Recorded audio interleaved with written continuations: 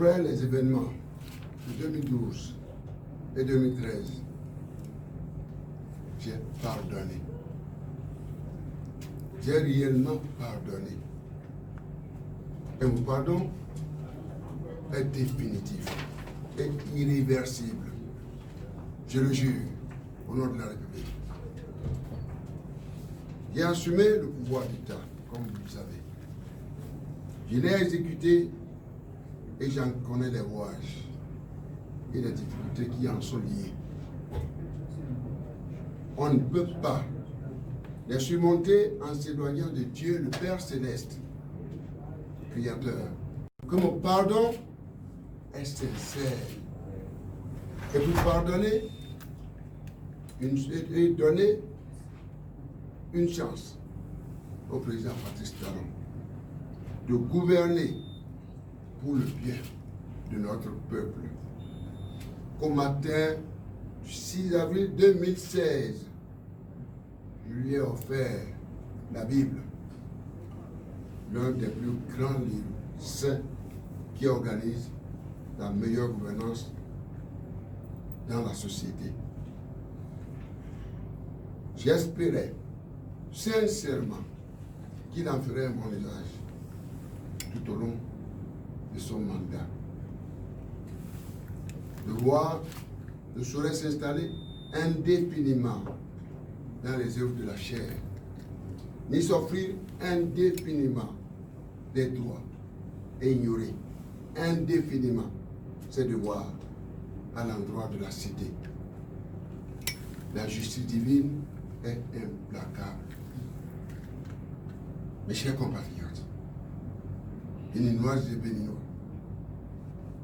3 années durant, je me suis gardé de me prononcer solennellement sur la gouvernance du pays, espérant que le sursaut patriotique l'emporte sur la gestion planique du pouvoir, qui considère certains citoyens comme des citoyens de seconde zone. Ce silence est l'expression de mon choix de ne point interférer dans la gestion de mon successeur, mais d'observer. Aujourd'hui, mes chers compatriotes, au regard de la gouvernance imposée à notre peuple, des nuisances de tout genre qu'elle induit, et singulièrement la crise politique que subit actuellement notre pays, c'est un devoir patriotique et de salubrité nationale de rompre la réserve dans laquelle j'avais choisi de me murer en dépit des provocations et humiliations dont ma famille biologique et politique et moi-même continuons de faire l'objet.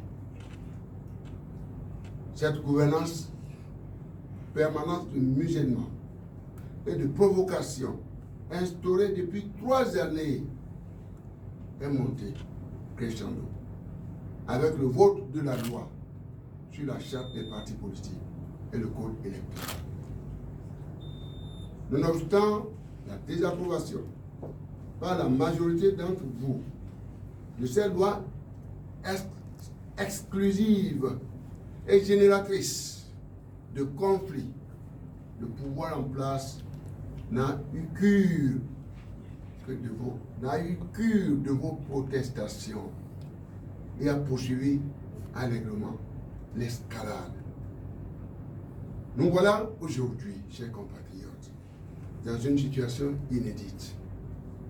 Dans notre pays, notre cher pays, où une bonne frange de la population est privée de son droit de libre choix, étant entendu que les candidats qu'elle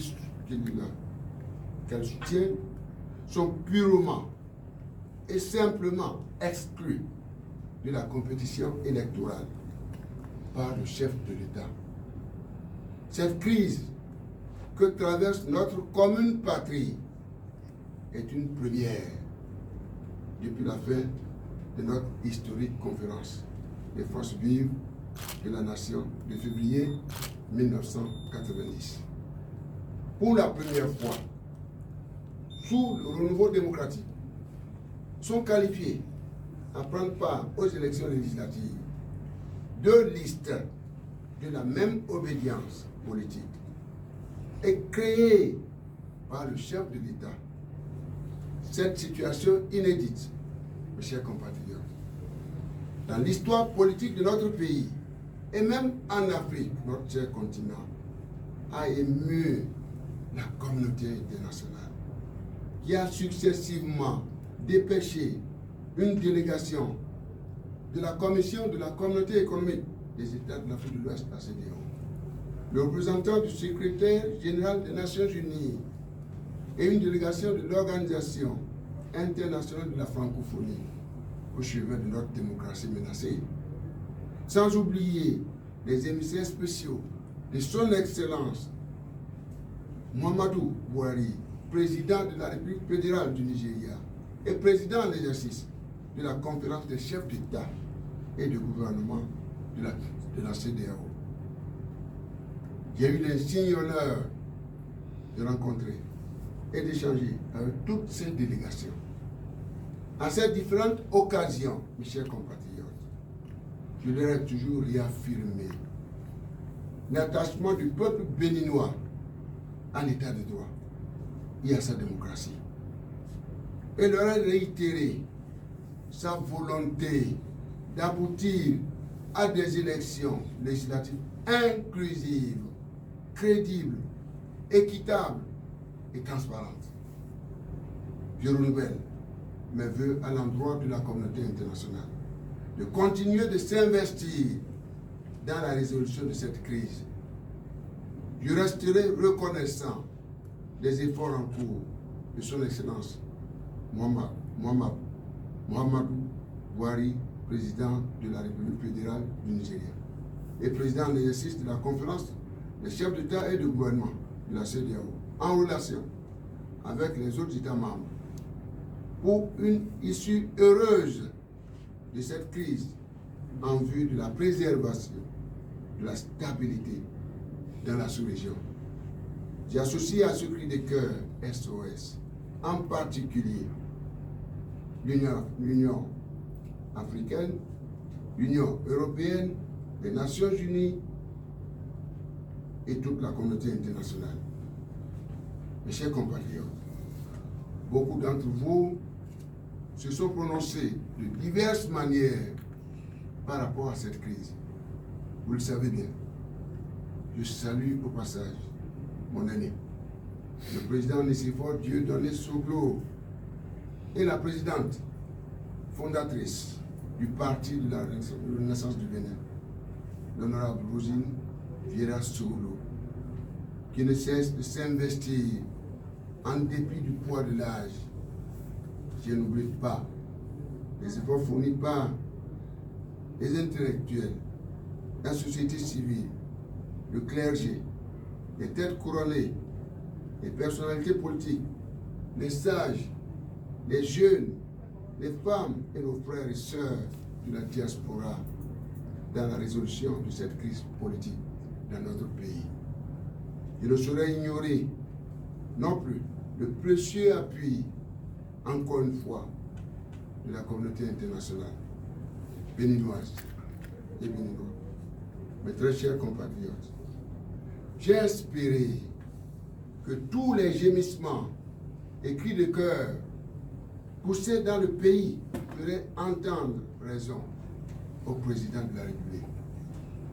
J'ai cru que tous les efforts fournis par la communauté internationale allaient convaincre le chef de l'État du risque encouru en optant pour des élections législatives sans la participation de tous les partis politiques qui le désirent et qui, au demeurant, ont accompli les diligences nécessaires.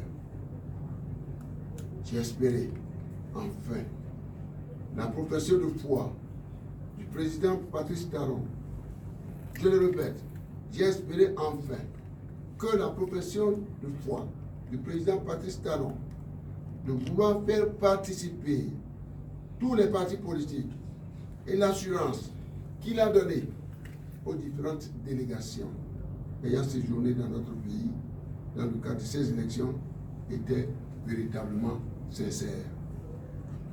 Hélas, chers compatriotes, il n'en a pas été ainsi. Vous l'avez constaté. Contre toute attente et au mépris de ces professions de foi répétées et face aux délégations étrangères et aux Béninois, le président de la République s'est inscrit dans la poursuite de ce processus électoral qui exclut tous les partis politiques de l'opposition et qui n'autorise uniquement que son seul parti politique, divisé en deux pour la circonstance, à savoir l'Union progressiste et le Bloc républicain. Béninoises et Béninois, mes très chers compatriotes, on gouverne pour le peuple. Toutes les difficultés rencontrées tout au long de ce processus devraient pouvoir dissuader le président de la République de continuer sur sa lancée et sa propre logique préméditée. Tout parlement qui découlerait de ces élections ne peut aboutir qu'à une instabilité institutionnelle chronique dans notre pays. Les intimidations, les arrestations, les menaces d'arrestation, les emprisonnements, les interdictions arbitraires de réunion ou de manifestation des opposants, le déploiement et le déploiement dans nos villes et campagnes des chars d'assaut, les mandats d'arrêt non justifiés, la contrainte des opposants à la clandestinité, à l'exil, ne sont pas des solutions à la situation qui prévaut actuellement dans notre cher pays, le Bénin. En tant qu'aîné, ancien président de la République et citoyen de ce pays, il me plaît de dire au président Patrice Talon qu'il n'est pas dans la bonne direction. J'en suis profondément convaincu. Profondément convaincu. S'entêter, c'est tourner dos aux idéaux de la conférence des forces vives de la nation. C'est détruire notre héritage démocratique. C'est décrédibiliser et isoler notre pays au plan international. C'est détruire sa légitimité internationale. C'est détruire la paix et la stabilité de notre patrie commune, mes chers compatriotes. C'est inaugurer un cycle de violence inutile. C'est enfin mettre en péril la sécurité et la stabilité dans la sous-région. Plaise à Dieu, le Père Céleste, de nous en préserver et de nous préserver du pire. En conséquence, j'en appelle au sens élevé. Je dis bien, en conséquence, j'en appelle au sens élevé de l'État et de responsabilité du président de la République, M. Patrice Talon. Je l'invite à prendre toute la mesure de la gravité de la présente situation, qui ne nous honore guère, et à arrêter le processus électoral en cours. Qu'il puise la bonne formule dans le riche arsenal juridique à sa disposition pour juguler la crise. Ce faisant, mes chers compatriotes, le président aura contribué au renforcement de la démocratie, à la préservation de la paix, aura réussi à éviter des lendemains douloureux, véritablement douloureux à notre peuple. toute réforme, chers compatriotes, et ajustements sont nécessaires. Et j'en conviens pour tenir compte des mutations qui affectent notre pays, notre sous-région et notre planète. Leur réussite passe cependant par une gestion participative et leur capacité à profiter à tout le monde et non à un clan. L'autorité de l'État, chargée de la mise en œuvre de ces réformes, pour être audible, passe par l'exemplarité au sommet de l'État. La bonne gouvernance participative et permanente ne peut qu'impulser la transformation politique, économique, sociale, structurelle et radicale de toute société. Mes très chers compatriotes, j'en appelle également au professionnalisme des forces de défense et de sécurité que je connais bien, dans toutes leurs composantes, qui ont fait le serment de défendre à tout prix la démocratie et l'état de droit, de mettre fin aux exactions, aux persécutions, aux arrestations arbitraires, intimidations et menaces sur les populations. Ces dernières qui ne dépendent, je dis bien, ces dernières qui ne défendent que leurs droits constitutionnels. Ne nous trompons donc pas de cible, chers compatriotes. Je formule les mêmes vœux ou les mêmes souhaits à l'endroit de notre justice et sollicite son impartialité totale. Mes chers compatriotes, au cas où le président Patrice Talon s'obstinerait à conduire le pays dans le monolithisme politique total et profond, toute chose contraire à notre Constitution du 11 décembre 1990, j'invite tous les Béninois, toutes les Béninoises, de tous bords, les institutions de la République, les acteurs politiques, les magistrats, les acteurs de médias et de la presse, les syndicalistes, les agents de sécurité et de défense, patriotes, les femmes de nos villes et campagnes, les jeunes, les confessions religieuses, les enseignants et autres travailleurs de tous les secteurs, les artisans, les commerçants,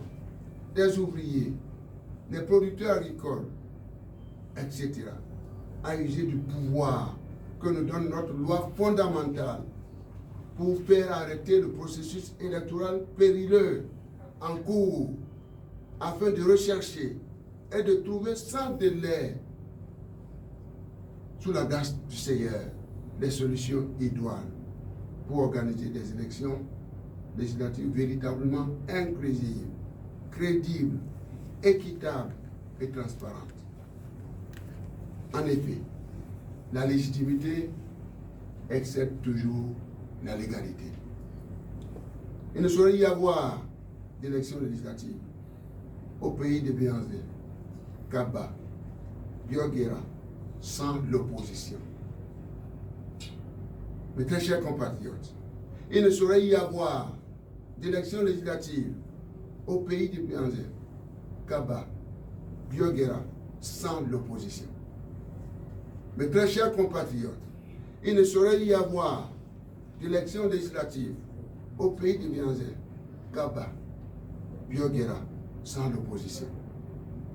Ensemble, dans la cohésion nationale et dans un sursaut patriotique, gagnons le pari d'un Parlement inclusif pour garantir la stabilité, la paix, la prospérité partagée et l'avenir radieux de notre patrie commune, le Bénin. Vive le Bénin, vive la démocratie béninoise, que Dieu bénisse notre patrie commune, le Bénin. Je vous remercie.